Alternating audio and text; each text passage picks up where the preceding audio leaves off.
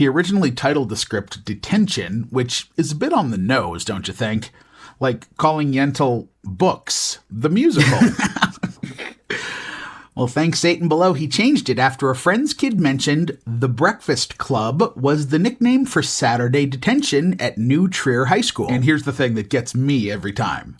He wrote the entire screenplay in 2 days, July 4th and 5th, 1982. 2 days. While the rest of America was eating hot dogs and watching fireworks, John Hughes was inventing 5 of the most psychologically loaded teenagers in cinema history. This is the Marxists at the Movies podcast. Marxists at the movies, bright and raw, breaking through the reels to rewrite the law. Workers of the world in every frame, changing the credits, rewriting the name. Welcome to Marxists at the Movies, where the only thing more overpruned than a teenager's synaptic pathways is the studio's final cut. And yes, that'll all make sense shortly. I'm Edward Michael Francis. And I'm also Edward Michael Francis, the other half of this two-sided, non-binary coin, here to remind you that behind every fist pump at sunset is a system that still expects you back in class on Monday morning. Well, don't you forget about me, or the fact that this library is actually the gym at Maine North High School. At Marxists at the Movies, we're not just here to be a critic of nostalgia. A nostalgia critic, if you will. Topical. We're here to review the movies, TV, and music that we grew up with and put them through a Marxist or queer or feminist lens. Sometimes one, sometimes all three. Indeed. And sometimes, like today for example, we're adding a lens, but we'll get into that shortly. Ooh, suspense. Can you stand it? I cannot, but I'll deal with it. Good. Today, we're diving into our feature article, The Breakfast Club from 1985, The Revolution That Stayed in the Library, an analysis of the film that defined a generation while carefully leaving their cages intact. It's a John Hughes masterclass in empathy and blind spots, a movie that manages to be both a radical emotional breakthrough and a very comfortable bourgeois safety net. We'll be exploring how these 5 archetypes aren't just characters, but case studies in developmental psychology and the high-control environments that produced them. And if you think we're going to let that makeover scene slide, honey, we have thoughts. And they involve more than just removing black eyeliner. If you're listening from the Cinemarch Media Information Club on Patreon, you're already in the inner circle and getting this a month early. A very special thanks to all our patrons, Mike, Edie, Ariana, Fiona, Leslie, and Sixie. Your support means everything. You help keep this revolution fist pumping. Of course. And as always, we are joined in spirit by our executive producer and revolutionary house cat, Myron Rosander Francis, who thinks the athlete and the brain are just 2 different ways to describe a laser pointer. Actually, Myron is bored by lasers these days. They require high-end toys with feathers and strings because, frankly, they're fancy. A true aristocat of the proletariat. Myron, turn down your collar, love. That never looked good. And the bolo tie has to go. All right, Shermer Bulldogs. Put on your headphones, ignore the vice principal, and cue the sting.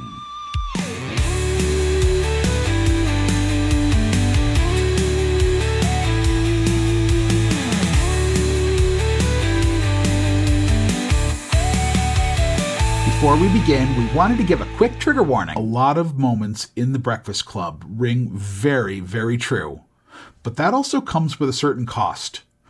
The film includes discussions of suicidal ideation, psychological abuse, and physical violence against children, including burn scars. If you need to sit this one out, we totally understand. But you know, the one thing we'll never warn you about here at Marxists at the Movies?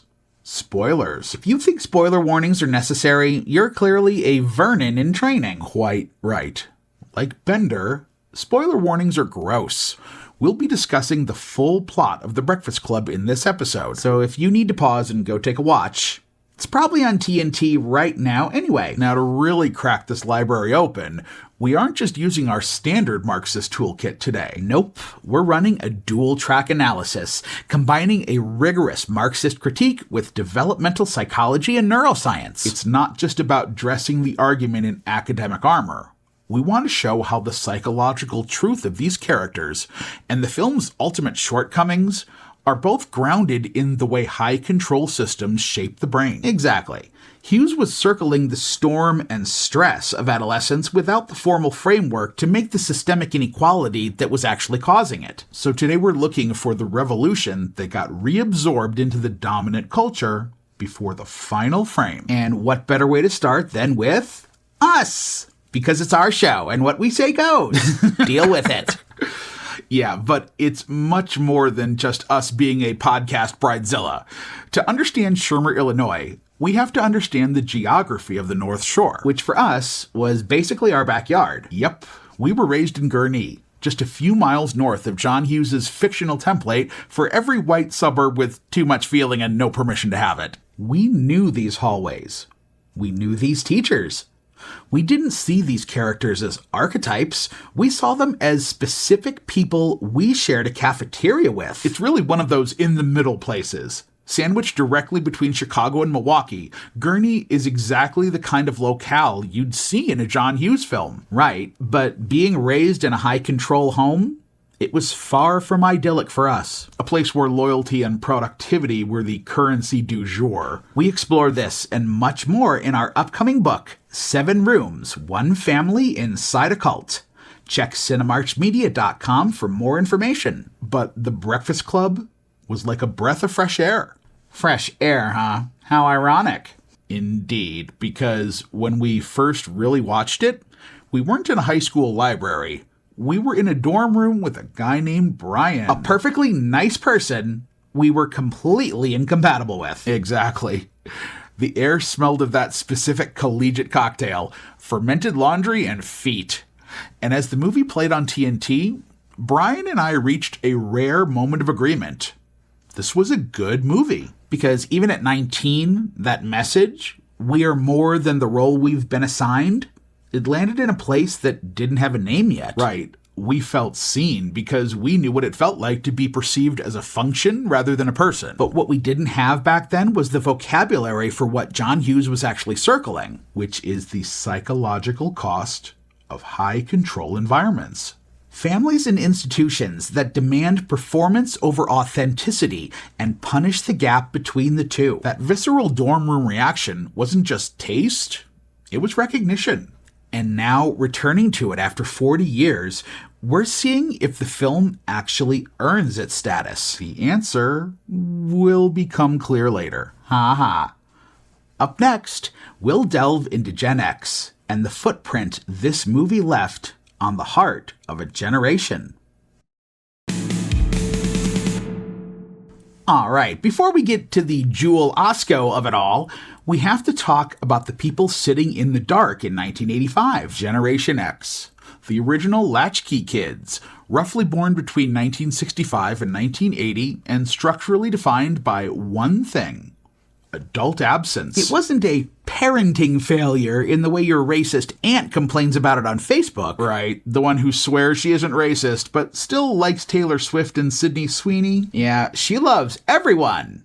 Except those goddamn Muslims! Of which Barack Hussein Obama was one. Yeah, we don't have any of those. Not at all. But you have to remember, even the crazy ants were subject to the same economic forces in the 1980s. Real wages stagnated, two-income households became an economic necessity, and the social safety net was being dismantled with a Morning in America smile. Exactly. Gen X didn't just come home to empty houses. They came home to a country that had decided, at the policy level, that children were someone else's problem. And into that vacuum walked 5 young actors: Emilio Estevez, Molly Ringwald, Judd Nelson, Anthony Michael Hall, and Ally Sheedy, otherwise known as the visible core of what the press had already started calling the Brat Pack. Which, yes, reductive label, but it named something real. Precisely. It named a cohort of young actors who kept showing up in the same films, playing variations of the same wound, and who collectively functioned as a mirror for a generation that never really was offered one. For Gen X, the Brat Pack weren't just a marketing category. They were proxies. They were the kids on screen doing the feeling that the kids in the audience had been told explicitly or implicitly not to do. There's actually a clinical term for that.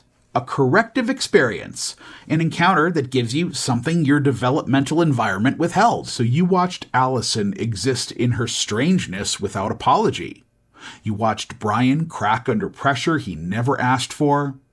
And you watched Bender's rage and recognized, maybe for the first time, that rage like that comes from somewhere. A generation raised to be smaller and more functional than it actually was sat in the dark and watched 5 people take up exactly as much space as they needed. And that lands differently when you've never seen it modeled. We would know. And moreover, what does that produce at scale? A generation that learned self-sufficiency not as a virtue for a resume, but as a survival strategy. You regulated your emotions because no one was available to help you. And the adults who were there modeled emotional suppression as the only correct response. Don't make a scene. Don't be dramatic. Handle it. The ambient message was that your interior life was an inconvenience. You learned to become smaller and more functional just to fit into the system. We grew up in that. Most of us did. Yeah, but we didn't have the millennial near birthright of therapeutic vocabulary. We didn't have frameworks for attachment disruption or emotional neglect in the suburban Midwest in the 80s. You knew something was wrong, but you didn't have the literature to prove it, which is exactly why 5 kids sitting in a room and painfully telling the truth hit an entire generation right in the sternum. The Breakfast Club didn't teach Gen X something new. It reflected back what they already knew but had never heard acknowledged out loud. Recognition is a much deeper mark than revelation. But here's the complication. Queen, there's always a catch. The same generational formation that made the film resonate also limited what we could demand from it. A generation raised to survive rather than analyze wasn't positioned to notice that the film stops exactly where the hard questions start. We got catharsis. We got the fist pump. We took the "we are more than you see," and we ran with it because we needed it. But we weren't ready for the follow-up question. More than you see? Yes, but also trapped in the same system that decided what was worth seeing in the first place. That question took most of us another 30 years to arrive at. Some of us are still checking the mail for it, if I'm being honest. Speaking of things that arrive in the mail, let's talk about everyone's favorite grown-up guy teenager. Jaleel White. No silly buns. We're talking about writer-director John Hughes right after this.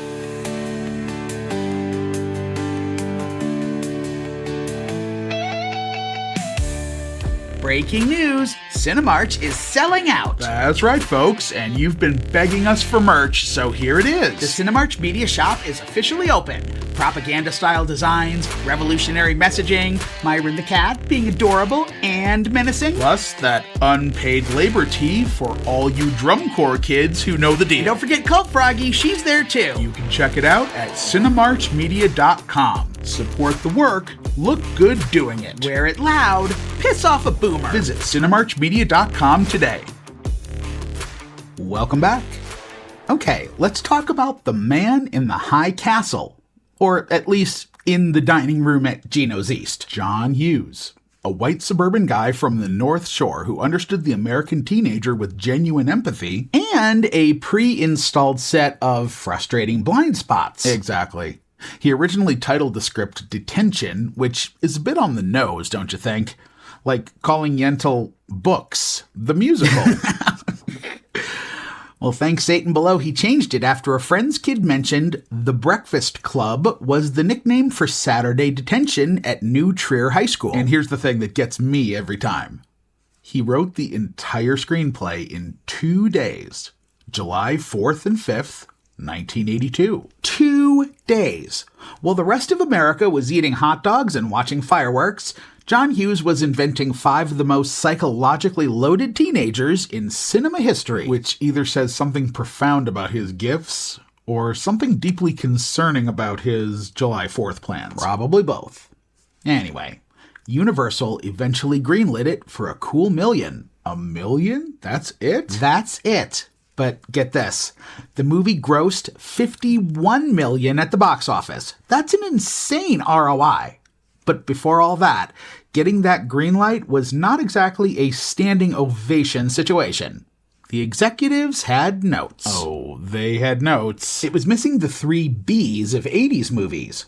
Breasts, beer, and Belushi? Ding, ding, ding, ding. We have a winner. You like me. You really, really like me.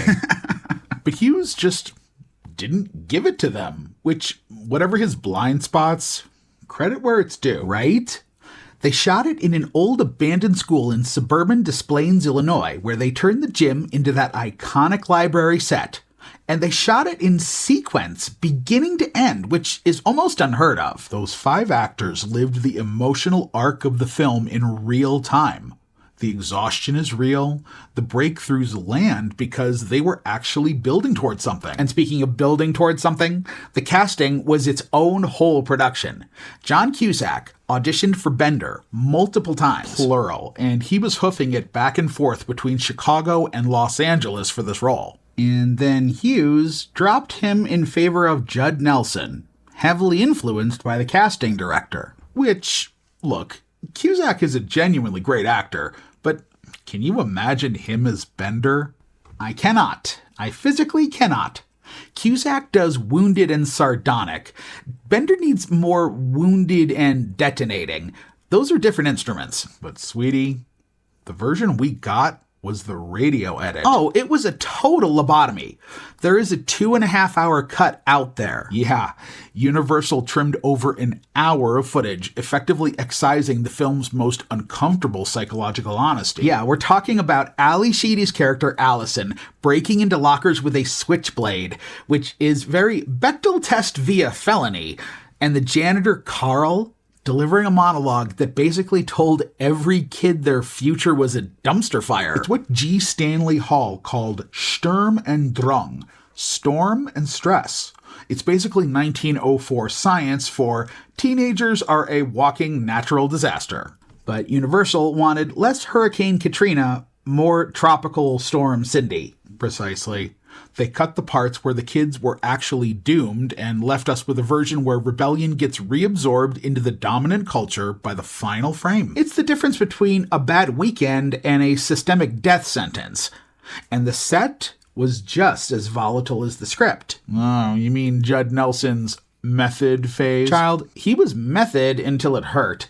He was actually bullying Molly Ringwald off camera to keep his edge. Which, according to her, didn't bother her as much as it did Hughes. Like, settle down there, Dad. Yeah, that's ew. Nelson almost got fired. But the rest of the cast, including Ringwald, vouched for him. Irony is the only constant in Shermer.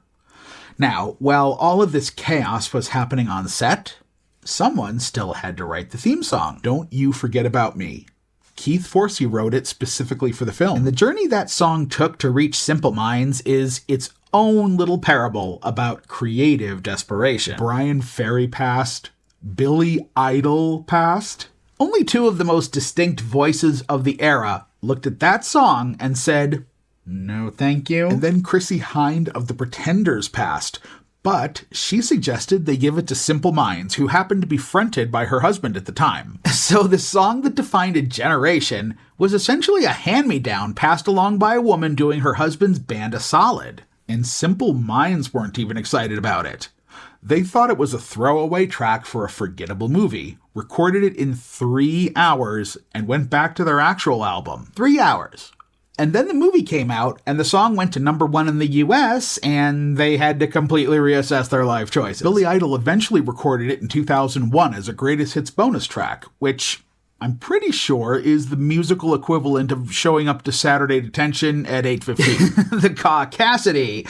So We have this achievement born of improvisation, studio interference, rejected casting, and a #1 hit nobody wanted. A fingerprint of a movie that's trying to scream while the parents are still idling in the school driveway. Speaking of parents, we're going to talk about that opening scene in our upcoming discussion of the plot in just a moment. Okie dokie. It's now time to dive into the plot. Hit me, baby. One more time. Saturday morning, 7 a.m., Shermer High School. The sun is barely up over the Chicago suburbs, and we open on David Bowie, the Changes era Bowie specifically, staring down the audience in epigraph form. It was Ally Sheedy's idea, and honestly, it's the perfect queer-coded signal. Oh, and we'll get into more of Sheedy's contributions to the film later on. Child, someone get that woman a Screenwriters Guild card now. You know Ally Sheedy wrote a children's book when she was like 12, right? Yeah? Fuck yeah. Are you ready for the title? I don't know. Am I? We're about to see. Here goes. She was nice to mice. The other side of Elizabeth I's character never before revealed by previous historians. I just think Fiona Apple has a lot of explaining to do, right? Ally Sheedy was stringing 10 haikus together and calling it a title back in the 80s. That's so 80s. 10 haikus. But the Bowie quote is genius. It tells you right away that we're talking about transformation, as the quote says.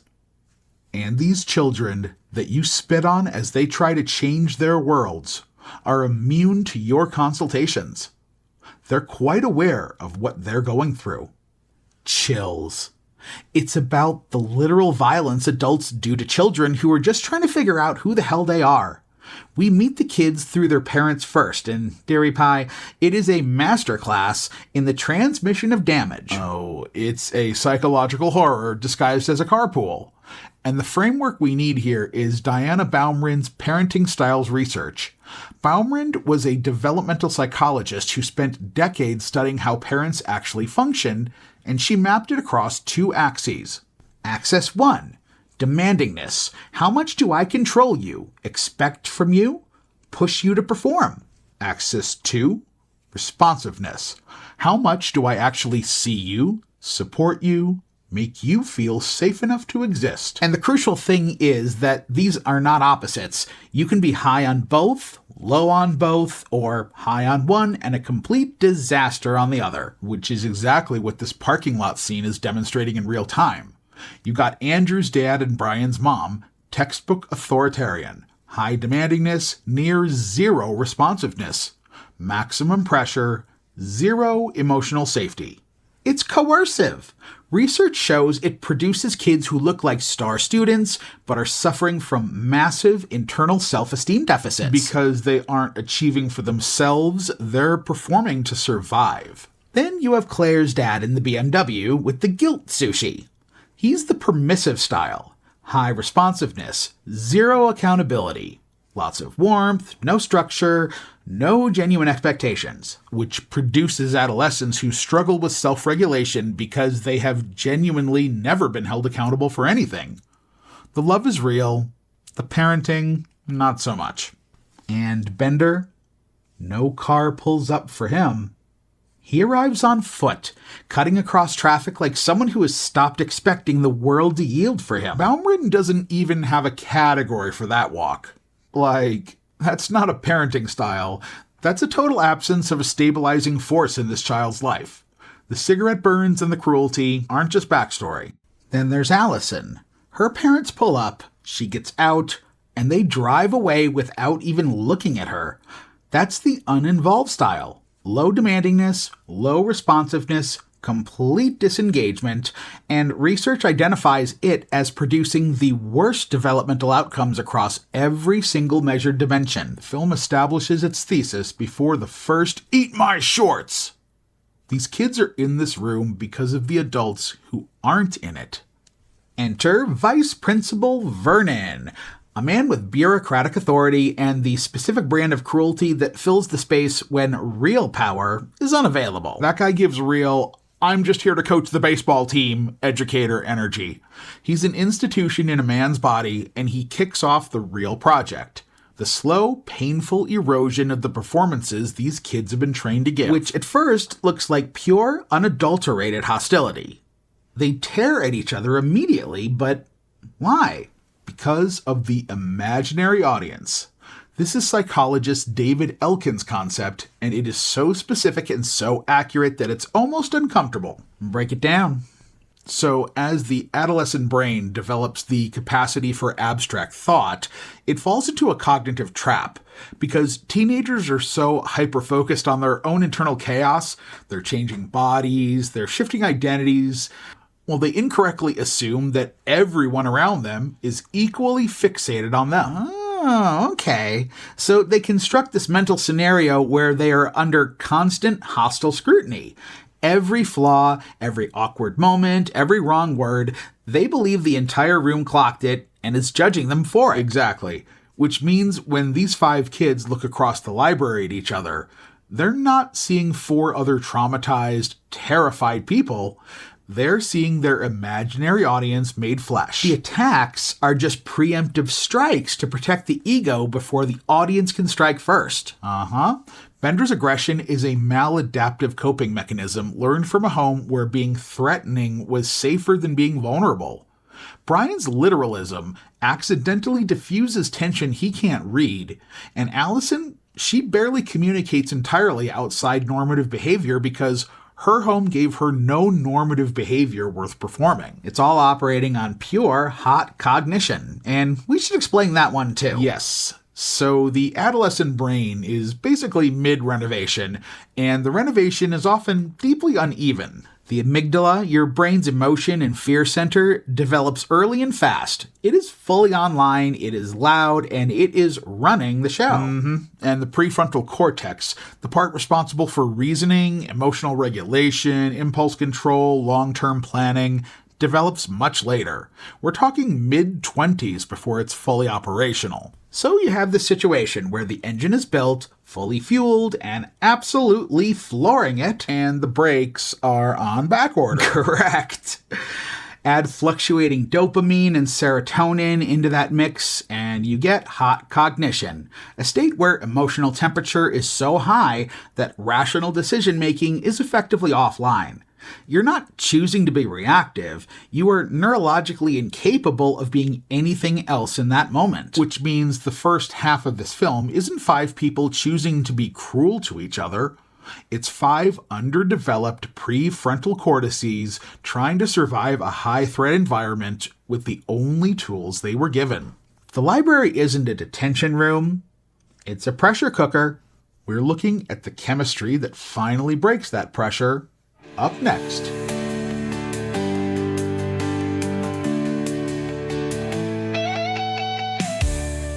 Yeehaw! Well, folks, we got ourselves a new friend joining the show. That's right. Cult Froggy's here, and she's been hopping through the swamp, peeling back the layers and opening eyes. From the preacher's pulpit to the boardroom floor. She's talking high-control groups, thought reform, the systems that keep folks trapped. Cults are everywhere. And yes, folks, the marching revolution is still here. But now it's bigger and better. Cult Froggy ain't sitting in the shade. Check her out at cinemarchmedia.com today. Welcome back. All right, let's get into the hazy heart of the afternoon. The moment the pressure cooker finally vents. You mean the pot scene, right? The doob, the ganj, the code 420. Yes, that would be it. It's a classic Hughes pivot moment. A corridor chase with Vernon, and then that sustained anarchy in the library. But it's not just a movie trope. Oh, no. When these kids share a transgressive experience like this, it's like a chemical skeleton key for the brain. Precisely. Sharing a rule-breaking moment triggers the brain's reward circuitry and drops a massive dopamine hit. Combine that with the physical release of dancing, and the imaginary audience is temporarily offline. The steam escapes, and finally, the confessional scene becomes possible. All of which was improvised, by the way. Hughes just pointed the cameras at them and told them to talk as their characters. It's where the film earns its reputation. Andrew talking about physically assaulting another kid in a locker room because his father can't tolerate weakness. Bender, on the other hand, still remains mostly guarded, but you start to see the hostility revealed as a shield for deep-seated shame. But can we talk about Anthony Michael Hall? He is doing some incredibly nuanced work here. He establishes Brian as this very literal, possibly neurodivergent avatar. Oh, absolutely. He's got these repetitive mannerisms and a belief that total honesty is a magic solution. He misses social cues because he thinks the truth will get him further than comfort, which is a very autistic tendency. He follows every rule to the letter, and we see that pressure doesn't just come from his authoritarian parents. He's internalized it so deeply that a single F in shop class triggered suicidal ideation. That's the mind of high control. After a while, you police yourself. It's tragic, because he latches onto this group as a found family, only to be hit with the unpaid labor of the manifesto. Right again. While everyone else gets a romantic pairing or a makeover, Brian is tasked with writing the group's "We Are All the Same" letter. It's a pedantic summation that masks the fact that he remains the most isolated member of the collective. The movie implies this secret understanding, but the structural reality of these clubs means these kids will likely act on the DL to protect their status come Monday. It's an unsustainable double life. It reinforces the idea that capitalism is still intact. The labels are called wrong, but the system that benefits from the labeling stays perfectly functional. No true forward momentum was achieved, just a nice letter and a long walk through the stadium. You know, the fist pump was another improvisation? That's right. Hughes did a few different takes. So my question is, did everyone on set get all those takes? Well, we certainly know some folks weren't paid for their artistic contributions, Ally Sheedy. And there's nothing stopping us from talking about those folks who probably didn't get a fair shake on this mostly male set. Up next, we're looking at the women the film simply couldn't see. Here we go, Cheerios. Please never say that again. You have a problem? Yeah, I've got a problem. You're being a total dude right now. Ouch! Misgendering us now? Is that even a hate crime if it's yourself? Look, I can't help it if you can't see how lame you're acting. Let's talk about this later, shall we? Okay, well, what should we talk about now? I have a mad itch. Let's talk about the two women in this library who deserved a much better movie than the one they actually got. Lady, we have to start with Claire Standish. She isn't even a character so much as a site of contestation for every man in the room. Exactly. Every male character has an opinion on her body, her status, and her sexual history. And Bender, he spends 8 hours sexually harassing and degrading her without a single apology. Although, can we just pause and give a collective cheer for the moment of pure, unadulterated justice? Oh, you mean the under-the-table maneuver? Yup. The moment he's under the table and sees her underwear, she senses him down there and crushes his face with her knees. Now, let's just back the soul train up a minute, because we do want to point out how weird this is. Molly Ringwald was a minor. So we're not going to be celebrating this in any way, shape, or form. It was the only time Bender's behavior actually met a physical consequence, and it took a near assault of a 16-year-old young woman on set to make that happen? Yeah, it's not quite the best look. And unfortunately, the film's moral logic still rewards Bender with the girl in the end. It's that toxic relationship modeling, teaching young women that male hostility is just a proxy for hidden depth worth excavating. Molly Ringwald herself pointed out that it took her until her 30s to stop finding verbally abusive men more compelling than kind ones because of the lessons this film taught an entire generation. It's a socialization trap. And then there's Allison Reynolds, the basket case, whose transformation is presented as this grand gift. But before we get to what the film did to her, can we talk about what Ally Sheedy actually brought to this movie?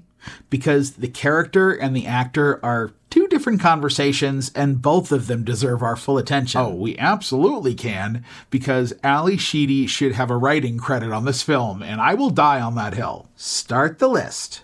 Number 1, the David Bowie epigraph that opens the entire film and sets the entire thesis. That was Sheedy. She mentioned it to Hughes in passing. She didn't even know he used it until she saw it at the premiere. She walked into her own movie and got surprised by her own contribution.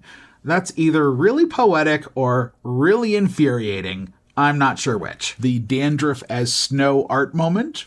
Hers.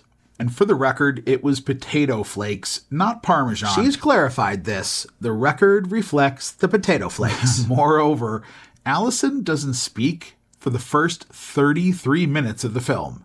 33 minutes. That is a performance choice that communicates an entire psychological history before a single word of dialogue arrives. She also had an improvised scene, cut by Hughes, of course. Of course. Where she locks herself in a small room during the marijuana sequence, sings to herself, and walks back out. He shot it twice and decided it was too strange. Too strange for the movie where a girl makes a snow globe out of her own scalp? Girl, please.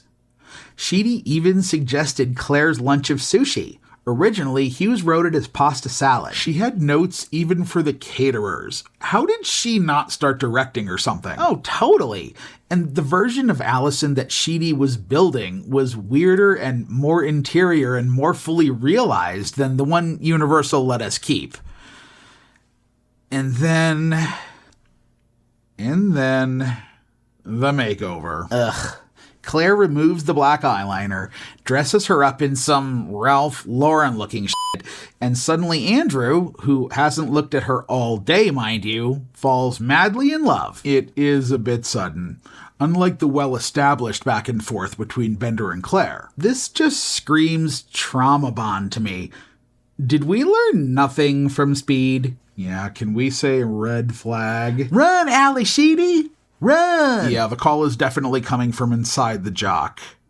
The film thinks it's seeing her for the first time, but it's actually just making her legible to a boy who couldn't read her original, more eccentric language. She has to trade in the very things that make her interesting, the switchblade-wielding, Prince-listening, potato flake, snow globe weirdo, just to become acceptable.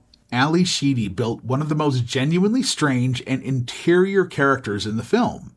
The movie then asked that character to sand herself down to fit a romance, and Sheedy played it because that was the job. Don't you see? The basket case was always a pretty girl. She just needed to be shown how.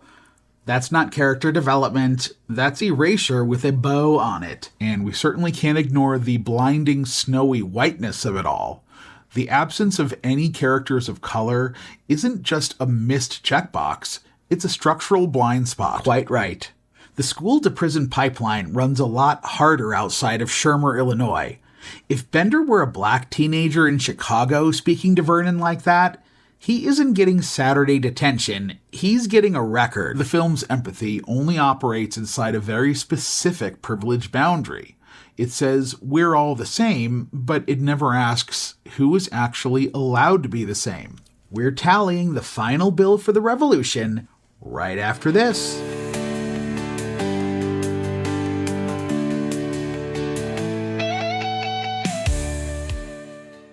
You know, folks, building a revolution takes a village. Right, and we've got a free 1-week Patreon offer just for you at the new Cinemarch Media Information Club. For $7 a month, you get full access to either Cult Froggy or Marxists at the Movies. Or for $12, you get both shows. Every single tier includes a free 1-week trial with no commitment and surprise cameos from Myron the Revolutionary Cat and Cult Froggy. 2 content streams plus 2 adorable mascots for the price of 1? What a bargain! Head over to patreon.com/Cinemarch Media and join the Cinemarch Media Information Club today.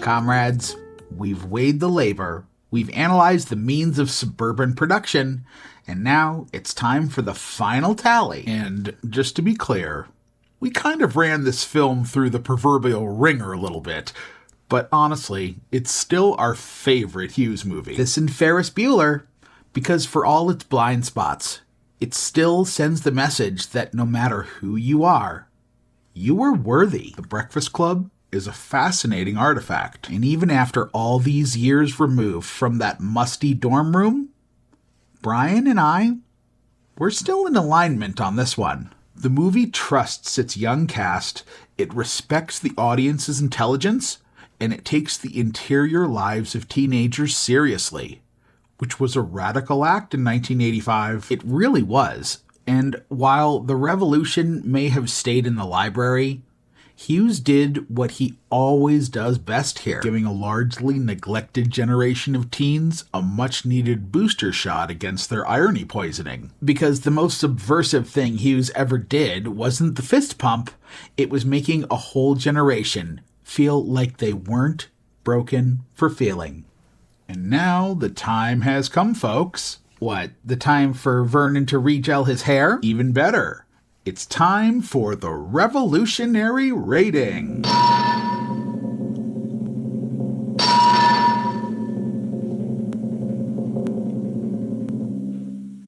John Hughes made a film that genuinely loved its teenagers. And that love is real, and it counts. But love without analysis can only take you so far. It sees the cage and hands you a blanket. And we mean that tenderly, because sometimes a blanket is exactly what you needed. And the final rating is 3 out of 5 hammers and sickles. A solid passing grade, but we think it definitely needs some weekend imprisonment to improve morale. Am I right? I think you've been spending too much time around Vernon. Or Ted Cruz. Why have you forsaken me, Bender? All right, enough silliness. We have one more thing to do. The highest honor our little collective can bestow. Stand at attention, comrades. It's time to name our Comrade of the Week. Now, we want to give an honorable mention to Carl the janitor, the only person in Shermer who actually works for a living, the only one who doesn't respect Vernon's authority, and the only one who knows where the bodies and the Prince albums are buried. A true working-class hero. Carl, we see you, but we pick someone else. Cut the music. Okay, let's try this again. That's better. Today's Comrade of the Week is someone who shaped this film from the opening frame to the final cut and received approximately 0 official credit for any of it. The Comrade of the Week is Ally Sheedy. Let us count the ways. The Bowie quote, the sushi, the crazy purse, the milk and cookies. Look it up, folks. It's very cute. The dandruff art. Oh, and by the way, it definitely wasn't actual dandruff, you weirdos. I don't know why that rumor keeps persisting. Please let the record reflect the proper flakes. You mean like Jessica Simpson? I said flakes, not lobotomy patients. Allison's 33 minutes of complete silence, she created a performance that communicates an entire life. She built one of the most genuinely strange and interior characters in the film.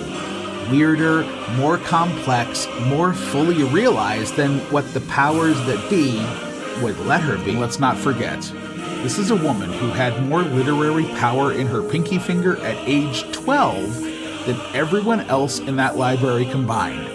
John Hughes wrote this script in 2 days and got a career out of it. The industry's loss, our gain, and history's problem to answer for. And she's still doing great work. Be sure to check her out most recently as overbearing mom Carol Fink in Single Drunk Female. Ally Sheedy, uncredited architect of a generation-defining film. True comrade material. Don't you forget about her. We'll be right back, comrades.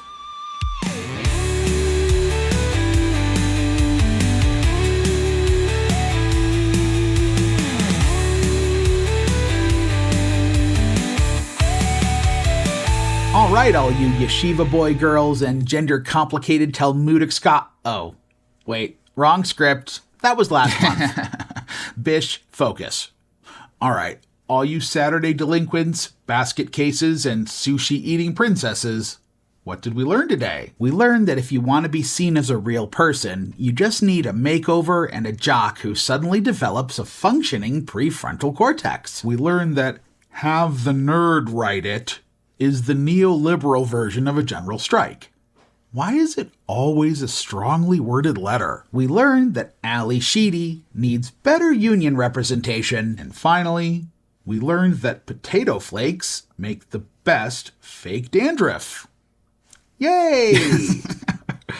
But on the serious side, the Breakfast Club shows us that while recognizing our shared humanity is a start, it doesn't mean a damn thing if you leave the system that put you in detention exactly where you found it. And that lesson sticks, like 10 bologna sandwiches piled high to the ceiling. We hope you've enjoyed this Marxists at the Movies presentation of The Breakfast Club from 1985, the revolution that stayed in the library. If you want to read the full article, including the deep dive into Baumrind's parenting styles, it's up on Patreon right now, along with bonus content and other episodes that ruin your childhood favorites in the name of the proletariat. You can also find everything we do at cinemarchmedia.com, including merch, updates, and Myron's latest demands for organic catnip. And you can find Marxists at the Movies and Cult Froggy on Instagram, TikTok, Spotify, and everywhere else you get your leftist audio nonsense. Thanks for listening, comrades. This is Marxists at the Movies. Bye. Scene opens, white lights dim down low. Thank you for listening to the Marxists at the Movies podcast. Don't forget to like and comment.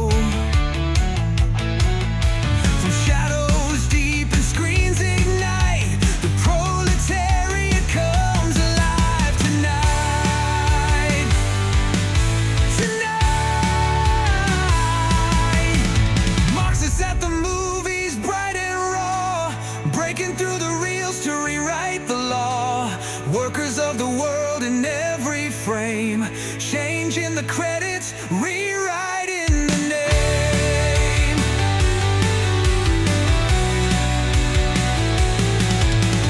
Popcorn power and the working class dream. Each flickers with a revolutionary beam. The heroes rise from the factory floor, challenging the scripts and demanding more.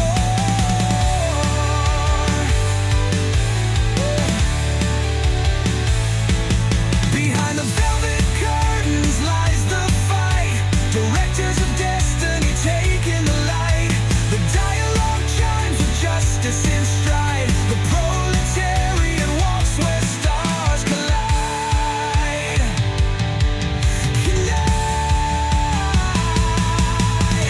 Marxists at the movies, bright and raw, breaking through the reels to rewrite the law. Workers of the world in every frame, changing the credits, rewriting the name. Blockbusters topple in an epic. Copyright 2026, Cinemarch Media.